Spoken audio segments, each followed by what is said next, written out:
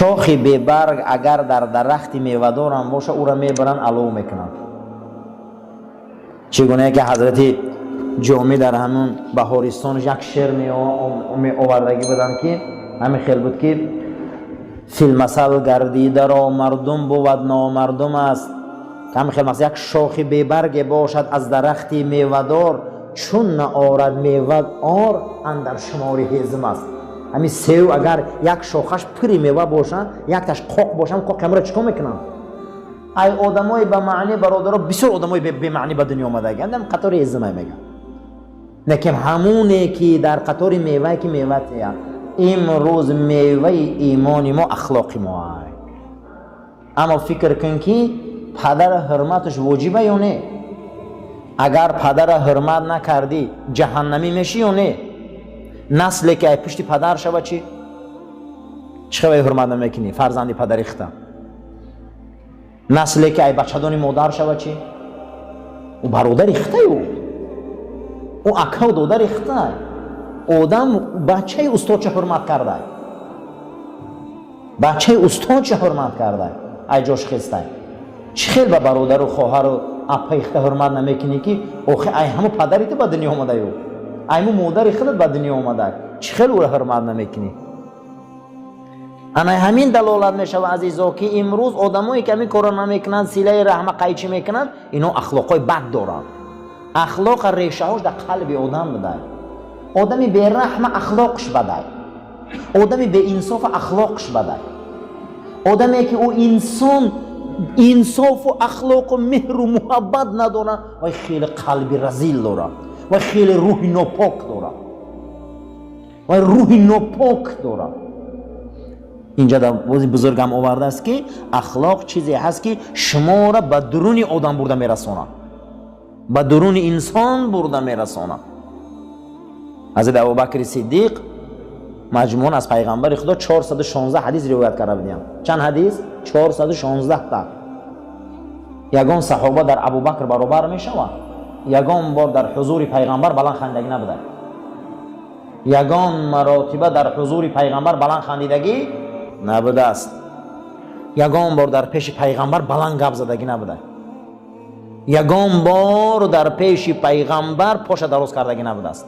هم خسری رسول اکرم بود، هم از پیغمبر 2 سال معیده بود، هم جوانیش با رسول الله گذشته بود، هم رفیق غار بود. حتی ابو عمر حضرت عمر رضی الله تعالی عنه سر وظیفه آمدن خلیفه شدن، حتی که در جای پیغمبر ابوبکر دیگه برآمده گپ زدن نمیزدن در منبرشان، از او 2 قدم پایان رفتن اوجا در گپ زدن گفتن من لایق جای او نیستم. آیا ما میکنیم همین خیلی؟ همین کار در وجود ما هست؟ همین کار در اخلاق ما هست؟ دلالت میکنه که درون عمر چقدر بزرگ بوده، چقدر اونها شخصیت های ارزنده بودند. برای همین هر یکی ما اخلاق نیک ما نشان میتیم، این دلالت ای قلب روحی بزرگ میکنه. چقدر روحی بزرگ داره انسان هایی که اونها اخلاقی بزرگ دارن. و هذا المظهر هو، انا همین مظهری تجلیات های، انا همین آینه هست که ما را نشان میتیم این اخلاق بده. نام این سلوک بده. نام این چی بده؟ سلوک. نزد علمای تصوف سلوک ایو، نزد ما مذهب ای. نزد فقها چی بده ایو؟ علما مذهب. نزد علمای اخلاق سلوک. و میگن که ای سالیک، شعرها شده میگن ای سالیک، ای سلوک. سلوک چی بده؟ مظهری تجلیات. تجلی چی نمیگن؟ جلو میتین، نشان میتین. این حوض همینجا آینه باشه، خطه دم آینه چیکار میکنی؟ میبینی. اخلاق ما آینه ما های. اخلاق ما آینه ما های. ما را نشان داده سای در صحنه. یا رقصه میبره در صحنه رقص میکنه، اخلاق باید معلوم شد. یا مرد میبره رقص میکنه، اخلاق باید معلوم شد. اما یک مرد میبره مردم پند میگه، مردم اندرز میگه، مردم شستشو میکنه و یا معلوم شد. اما یک کس میبره در کوچه دشنام میتیه، در آینهش خش نشان داد، وای خودش خش نشان داد. متى تبتین تظهر الایام. اون چیزایی که تو به جا میکنی که یا روزی هست که او را آشکار میکنه روزا. برای همین یه روزی هست که درین دل ما روشن رنگ آینه نشان میده ما کیم. در همین جا گفته است که و هذا المظهر، این همین ای تجلیات اخلاق نام او سلوک بده. پس سلوک هو المظهر الخارجی للخلق. سلوک چی بده؟ یک تجلیات و یک آینه ای که در بیرون ما را نشان میداده که چند اخلاق داریم، یعنی که در صحنه ما را نشان میداده ما کیم. نام یعنی سلوک بده، راهی ما بوده است، ما را معلوم میکرده. یک کلمه فهمیدگی جاده، هم خیلی کلمه فهمیدگی امروز شما در جاده حیات میگه قدم مونده، هم خیلی کلمه هست نه، تبریک میکنه آدم را فلانی در جاده حیات. برادران جاده ما باید امروز معلوم میکنه ما کیم. جاده ها آدم را معلوم میکنه. کلان پهلوانا را گوشتینگ میندازن و 3 تا 4 تا کوبیکک میمونن، یکمش یکم، دوم از سوم جاده هاشون معلوم میشوه. انا همون میگه سلوک است، راه و رویشون نشان داد. کی بدیانیو اکنون هر یکی ما اخلاق در راه و رویش ما نشان تیم و خیلی ما هم نشان تیم. چقدر تصوف عرفانی ما بزرگه، ما را نشان میده که ما کیم، ما را نشان میده که ما چقدر شخصیت در جاده. از این گپا معلوم میشده که سلوک عمل و ارادیون. سلوک این اراده انسان بوده، یا اراده ها هسته ضعیف، اراده ها هسته خوب. ما باید اراده داشته باشیم. حضرت عمر رضی الله تعالی عنه بت پرستیدگی هست یا نه؟ البته حضرت عمر رضی الله تعالی عنه در زمان حال مسلمان نبود، مسلمان ها را غم میداد یا نه؟ البته حضرت عمر رضی الله تعالی عنه آیا برای پیغمبر صلی الله علیه و سلم کشتنش نقشه کشید یا نه؟ البته خانه ارقم ابن ابی ارقم به سر رسول الله اومد یا نه؟ اما ببینید که مسلکش چقدر علیشه، سلوکش ببین چی علیش کرد. راه و رویش عمر، اراده او. حضرت عمر راه و رویش چی علیش کرده بوده؟ اراده. عزیزم ناسپر تو اراده نداره نمیتونه. عزیزم شراب پرتو نمیتونه. برادر عزیز همین کارا نه، اراده نداره. خی اراده نداره. حضرت عمر رضی الله تعالی عنه زندگیش برای هممون کفایت. همه نمود جنایت در زندگی نو بود، همه نمود جنایت در زندگی خالد ابن ولید بود. اما وقتی که ایمان می بیارن بینیم که اراده ایو رو به کجا برده میرسونن. اینش شمشیر خدا میکنه، اینش خلیفه رسول. این دروغه هم اج دیگر من نمیتونم. این نمیگه تو ارادت ضعیفه. کسی را که ارادش قوی باشه و سلوک داشته، سلکه چی بوده؟ ای ترقه. سلوک طریق راه رویش.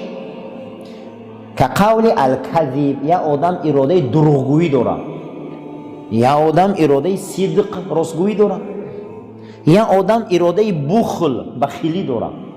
اینا همش ارادن. اینا ارادن برادر. هیچ محل ایره به این آمیخته نکنه که اینا اراده. یا آدم اراده کرم داره، سخیگی، یا آدم بخیله، یا آدم سخیه، یا آدم راستگوه، یا آدم دروغگوه. این اراده برادر. اراده انسان اگر قوی باشه ای همه گناه بس میکنه. اراده آدم ضعیف باشه، پیغمبر اگر موعظه کنه که یگون چی نمیشه.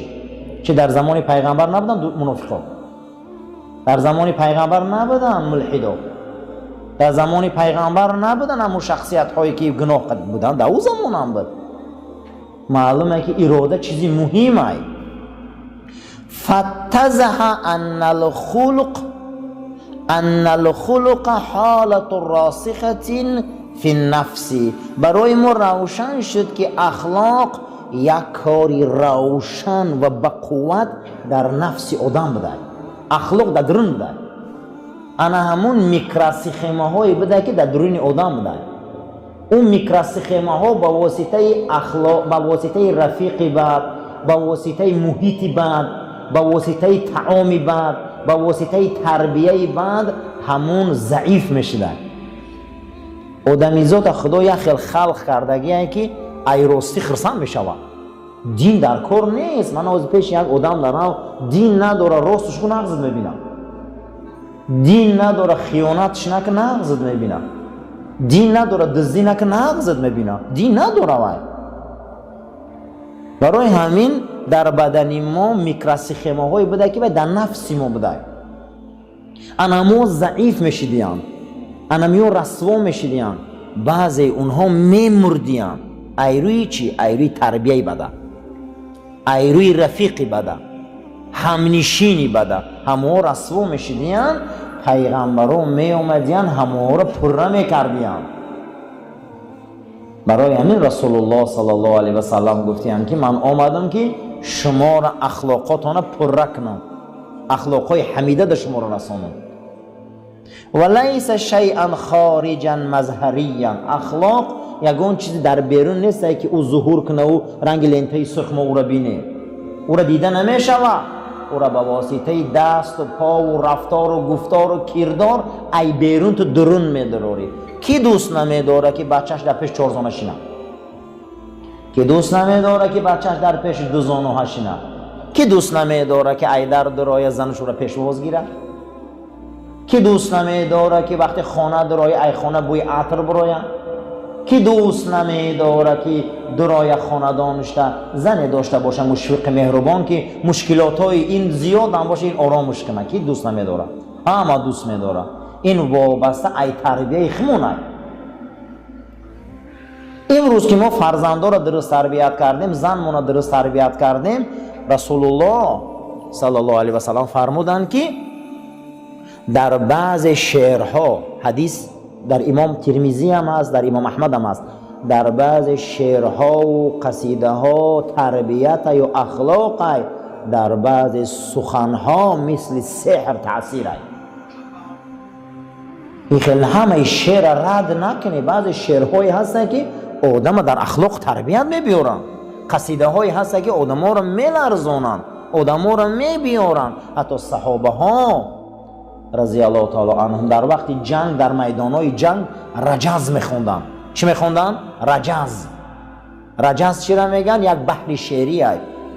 در زمانهای ما مکتب بچه بودیم، من شعر بدم، من کلام میشوم قهرمان. رجز ایمین که آدم را میجمونن. صحابه در همون زمان رجز میخوندن.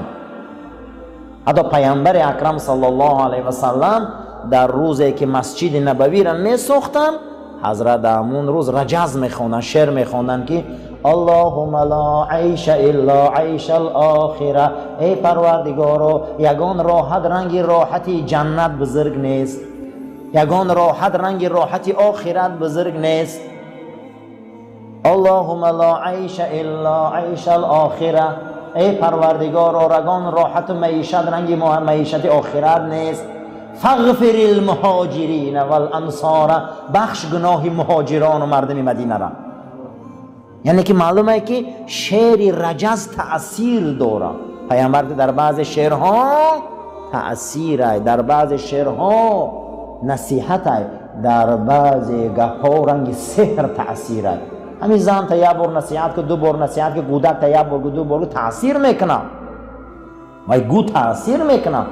بچه می خیلشین، بچه می خیلشین، زنگ این خیل که با وجوده که خودت اهل تقوا و اهل مغفرت باشی چرا تأثیر نمیکرده؟ و یک بار گفتی، دو بار گفتی، سه بار گفتی، تأثیر که نکرد، همه خودت ساقط میشه و گناهگار خشن میشه.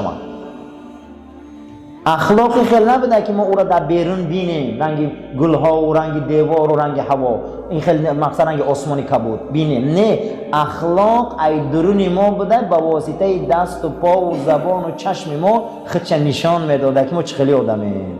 الحمدلله، الحمدلله. خدای ما را اهل اخلاق گردان، خدای ما را اهل تمیز گردان که با واسطه دست و پا و زبان و چشمان یک کارایی را نشان دهیم که مورد رحمت باشد. فالاخلاق شیء یتصل بباطن الانسان. اخلاق یک چیز بوده که ریشه های او در درون قلب آدم بوده. اخلاق در کجا بوده عزیزان؟ در درون قلب انسان بوده است. حضرت مولانا جامی وقتی که درس میدادیان، حضرت مولانا یک سیله کودک جوگان بازی میکردیان. جوگان با زبان عربی با زبان ما خکی میگن. در اون زبان هم با مو خکی بازی بالای چیده بودن همون تیاخوش اونقدی توپ میزدیان. جوگان رو گوی میگن. گوی همون توپش میشه و جوگان همون خودش بازی میکردیان. هر باری که پیش درس مولانا جامی سله کودکان می اومدن حضرت ایجاشون میخستیان. همین کار 10 بار دوام میتیان. میگن حضرت مولانا چی به هر باری که می از سله کودک میبیاید تو میخزی؟ این چی نتیجه یوخی؟ خشین درس تا گو حضرت ما دیده استیم شما به ضابطه گفته در بین اینا یکتاش بچه استاد من هر باری که به سوی من میبیام از حرمت استادو میخزم در پیش باش. سگی استاد میگن سخسر نکن. وقتی ترا تعلیم داده تربیت داده. یعنی این خیل اخلاقا بود که بزرگا با او درجه رسیدن. هر باره گفت است که میبیو از دهنی در هم بچه که استادم طرفی دری من میدهم ایجا میخزم. استادم در همی کله استادم خیال میکنم گرفتن در کلی بچهش موندیم. هم خیلی چهره شد. یعنی این خیلی شخصیت ها بود. ما کتابایی داریم با نام سیرت النبی، سیرت رسول اکرم. پیغمبر چخیلی زندگی کرد، چند سال زندگی کرد، در رابطه هاش چخیل بود، در اخلاقش چخیل بود، با مردمی با ایمان چخیل بود، با مردمی به ایمان چخیل بود. ایره میگن سیرت. این معنی سلوک همین بده که همین سیرت آدم بده است. میگفتن که آدم صورت چه نگاه نکنه سیرت چه نگاه کن. هم خیلی گپ هستن. صورت آدم نگاه نکن سیرت چه نگاه کن. سیرت چی بده؟ مذهبه، راه و رویشش. مذهب چی بده؟ راه و رویش. یا آدم میگن که تو در کدام مذهبی اینا گمان میکنن مذهب چیه؟ مذهب راه و رویش بده یوخی. یا آدم راه و رویش دینداری داره یا آدم راه و رویش بدینی داره. اما یا مذهبه. یا آدم راه و رویش اخلاقی داره یا آدم راه و رویش به اخلاقی داره. همین مذهب میگفتیم. یک نامش سلوک بوده. در علم اخلاق نام همین چی بوده؟ سلوک. و اتجاهه یعنی که کوشش و راه و رفتارش. سلوک راه و رویش رفتاری اون انسان کرداری آدم. یقالو بزرگان میگفتیم که فلانون حسن السلوک، فلانی به حد راه و رویش خوب داره، فلانی بسیار راهی بد داره. انا همین حالت نامش سلوک میگفتیم. یک بخش اخلاق سلوک بوده. راه و رویش ما راه و رویش کیه یوخی؟ ما مؤمنیم، خدا مؤمنه. در قرآن سوره مؤمنه، در قرآن سوره مؤمنونه. نام سوره قرآن مؤمنه، نام سوره قرآن مؤمنونه. نام خدا مؤمنه، نام ما مؤمنه. این بینده بزرگیره. مذهب ما مذهب ایمانه. مذهب ما مذهب مؤمنه. دیگر خلاص شد، روح روشن شد، روح معلوم شد. چی در کار برای ما اکنون مسلک دیگر، دنیای غرب و مذهب دیگر و مسلک دیگر؟ ما مسلک ما معلوم شد که راه و رویش ما مومن بدیم، ما مسلمان بدیم. تمام الحمدلله. پروردگار ما را برای راست هدایت کرد، ما را توفیق ده، ما را آدمای به اخلاق کرد، ما را آدمای به تربیت کرد تا اینکه سلوک ما راه و رویش ما معلوم باشه. ما در بیرونمون در رفتار و کردار و گفتارمون در جامعه خمون نشان دهیم که ما چخیلی انسانیم. پروردگار ما را اخلاق محمدی نصیب گردان. ربنا آتنا فی الدنیا حسنة و فی الآخرة حسنة و قنا عذاب النار. آمین یا رب العالمین. صفاتنا راست